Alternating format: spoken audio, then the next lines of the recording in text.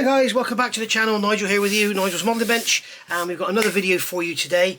One of my viewers suggested I don't use this modelling board as a background because it confuses the focus and stuff, so I'm trying this a plain grey background. This is actually a beautiful modelling mat, and this is for Premium Hobbies, and this is the Panther one. You can also get the Sherman one. I think there's a couple of aircraft ones available now as well, but worth looking at. They are very nice indeed. Of course, on the back you've just got plain grey, so this is what one of my viewers suggested, so we're going to give it a go. So today I'm going to look at two kits very quickly, but also I want to go through, there's this discussion that modelers often have about 1/35th scale versus 1/32nd scale, and then you get people saying, oh, what's the difference? You know, the difference is nothing.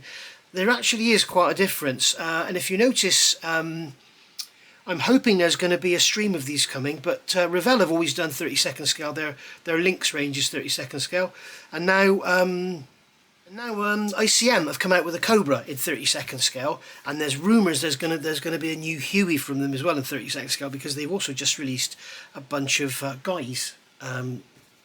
I think it's 3 figures in the set, and they're actually shown on the front of the box as sitting on the side of a Huey. So basically the two kits we're going to look at today, there's this one from Revell, and this kit is actually from 1967. So as I'm doing this today is the 22nd of July 2021. This kit is 54 years old, so it's nearly as old as me, and it's probably wearing a bit better, but it's in this normal shitty Revell end opening box. A few of the Revell kits, for the newer ones amongst you, have top opening box, some of the bigger ones, but they always make them out of this really thin cereal packet like cardboard, and they are, if you've got a big stash, make sure you always keep Revell kits at the top or they'll just get crushed, because the boxes are shite. And we're also going to look at this one. This is a Dragon kit. This is the UH-1D Huey. This is the Vietnam one. You can also get it in the German scheme. And there's another one with a sticker down here which has got an extra scheme in it. This is discontinued, but this is actually an old Panda Hobbies kit. But this is 35th scale, and the old Revell kit is 32nd scale. So let's just we'll have a quick flick through and then we'll compare sizes. This is a lovely model. It's got photo etch there. You've also got coloured photo etch there. Looks like it's from Edward, to be honest. But if we look at it here, you can see close up, it really is very, very nice indeed. You've got all sorts of belts and everything on there, an instrument panel, and then here you've got all sorts of greeblies and little bits of panels and rivet details on that for the fuselage. And then here you've got a lovely choice of decals. You've got quite a few options in here, and in the normal Dragon fashion, it's all attached to a card. Clear parts look very nice. They look a little thick, but they do look quite clear. But I've seen better, but I've certainly seen a lot worse. And then we go just going through the sprues just quickly. It's all a bit chunky. As I say, this was Panda Hobbies, and Panda Hobbies weren't known to be the best model manufacturer in the world. Now these are probably Dragon figures because they look quite nice. Got some quite nice details in them there on the faces and stuff. We can see they are quite nice. So here we go. And then we've got our floor, roof, and as you can see, this is all very clunky and chunky. You know, it's not up to the standards of Kitty Hawk or indeed Academy, the kit I reviewed the other day. I've got that nice grip texture on the roof there. But you can see here the rotor head's extremely simple. And then we've got the main fuselage halves here. And we've got some armoured plating for the seats. Got very, very pronounced diamond pattern there. Massive rivets, they're all raised. And huge panel lines as well. You can see on here you've got some huge panel lines and some huge rivets. Also notice you've got fixed doors, whereas most choppers have separate doors. And then we've got a separate sprue here with some ammunition, some firearms on it, and that looks like it's probably Dragon as well because it's very finely moulded. The ammo belt's lovely. So that's the Dragon kit. Now I'm going to keep the fuselage halves out so that we can look at our size comparison. So I say that's the Dragon kit there. Now the Revell kit, as I say, in these crappy end opening boxes, you can see it's not quite packaged the same. You don't get quite the same sort of sprue layouts, and it's not quite the same detail wise.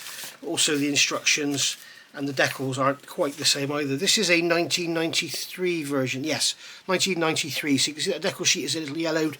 Put that in a sunlit window and it'll be absolutely fine. But they look quite nice actually, those decals. But as you can see, very, very old, and a simple two halves to the man there. And basically, let's get it out of this bag, which is sellotaped up.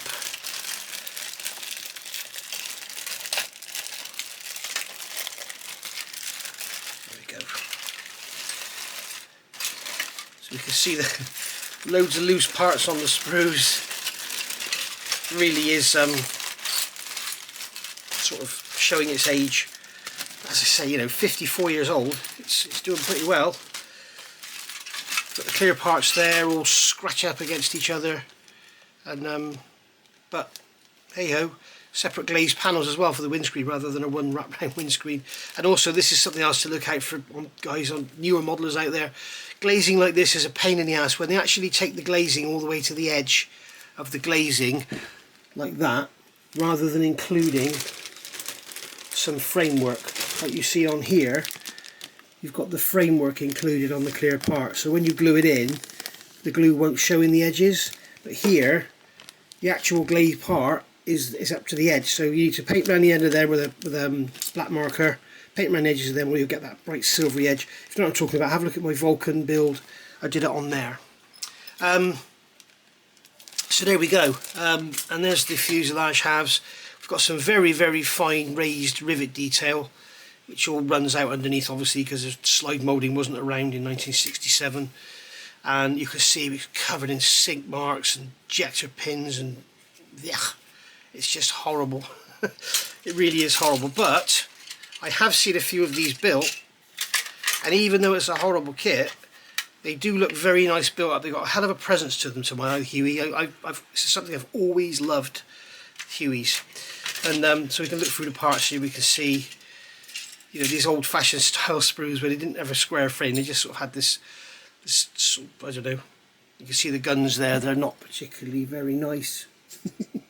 But you know, you can get loads of aftermarket for this sort of stuff. Engine covers there. Another rotor blade there, loose. Got some some rockets there. We've got the floor with the pattern in it. You can see the detail on the centre console isn't as nice as the detail in the Panda kit, the Dragon kit, but it's probably a lot more accurate for its size. And then you've got the patterns there, the diamond padding. You've got some very, very faint raised rivets on there, but also got loads of sinkage and everything. It's bloody awful. You've got rivet detail on there. But, you know, as I say, I've seen it built into a nice model, but very, very simple engine, just two halves. I bet that's going to be it. I bet there's nothing else to it. And if you compare this to the Academy kit I did the other day, you know, it's a mile away. Well, both of them are really. The Academy's far nicer than both of them. But let's just keep our fingers crossed and hope that ICM do a 32nd scale Huey, because if they do, it's going to be very, very nice indeed. So, people talk about 32nd scale versus 35th. There's no difference. I don't know why people fuss. What's the worry and all that? And they'll put like this model in a diorama and have a 35th scale Jeep next to it or something. Now, for those who don't know, the history of all this was everything used to be 32nd scale. Okay, Airfix did 32nd scale armour. I can't think who else. I think Revell did some 32nd scale armour as well. Yes, they did. And then along came Tamiya and decided to do 35th rather than 32nd. So everybody else just followed Tamiya. So all of a sudden you moved from, you have 32nd scale aircraft and 35th scale armoured vehicles. Well, then they started bringing out helicopters and stuff in 35th scale, so you could build your dioramas accurately. Now it looks like 32nd scale is making a comeback. I mean, who was the company? I can't think of the company. Was it Mini Art? They did a 32nd scale T-34 tank. I think there's another couple of bits of 32nd scale bits and pieces coming up. I don't know why no one's done a 32nd scale Matador to go with the Lancasters. That Matador refueler. That would be really nice. So yeah, 32nd scale is making a comeback in the helicopters and in the AFV side of things. But just to show you the difference, This is your 35th scale Huey, and this is your 32nd scale Huey. So you can see there straight away there is quite a difference. I mean, that will easily completely cover that. So, you know, we can see that there is quite a massive difference there between the two. So there we go. So really, when you do put a 35th scale Jeep with your 32nd scale helicopter or whatever, it ain't going to quite look right. So bear that in mind. I would also imagine the figures would be a lot different as well. Now in here, in fact, I've got missing parts, I've just realised, because I noticed the first thing in the instructions is glue the men together. I don't have any, so I've probably got missing parts. I've had this kit for years. I've probably had it for 20 years. But yeah, I don't have any figures, so I've probably got a load of missing parts. Who knows? Right, so so that's it, really. And that was just what it was all about. I mean, if we look at it as well at the floor, to give you an idea of the size difference. You know, you can see there's your floor. You see a massive difference in size there. And then you've got your roof panel there. Again, you can see a large difference in size. So there we go. So that's a quick review of these two kits and a 35th scale to 32nd scale size comparison. And really, this is all done to try out my camera. I've done a I've changed the figure. What have I done? I fixed the ISO at 500 to try and keep things a bit brighter.